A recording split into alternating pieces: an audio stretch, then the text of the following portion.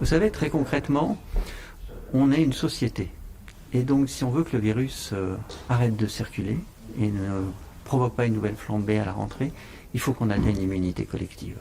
Et pour atteindre l'immunité collective, le principal levier qu'on a, c'est la vaccination. C'est pour ça qu'on fait une série de propositions sur la vaccination. C'est pour ça qu'on demande que les instances de débat se prononcent avant mi-juillet pour savoir si oui ou non il faut instaurer des obligations vaccinales plus larges que par exemple simplement celles des soignants.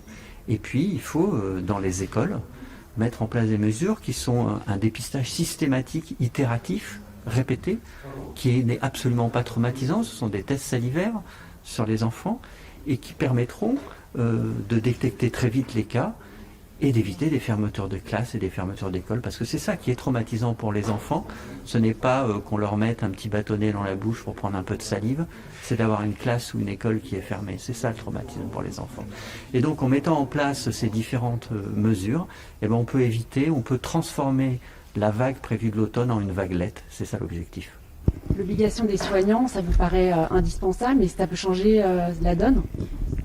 Moi, je suis tout à fait attristé de voir que certains soignants se sont fait vacciner. Je pense aux soignants de ville qui sont vaccinés déjà à 80%. Il faut qu'ils le soient encore plus. Mais que d'autres, notamment dans les EHPAD, sont très peu vaccinés. Et là, je crois que le ministre de la Santé a raison. C'est le dernier appel à la responsabilité collective.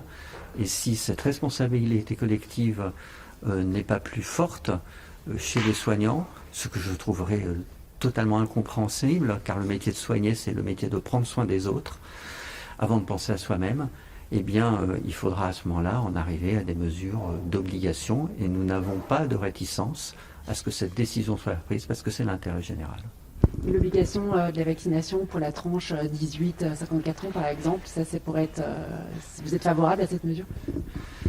À l'heure actuelle, c'est une tranche d'âge qui est trop peu vaccinée, beaucoup trop peu, alors qu'elle contribue de façon significative à la circulation du virus.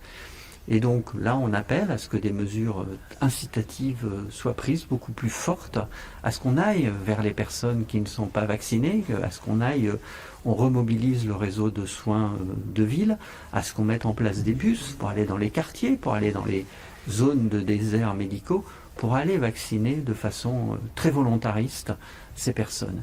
Et puis, si ça ne suffit pas, nous disons que les instances, là aussi, la Conférence nationale de santé, le Haut Conseil de santé publique et in fine le Parlement, devront se prononcer pour savoir s'il y a utilité à instaurer une obligation vaccinale. Mais ça n'est pas une question taboue.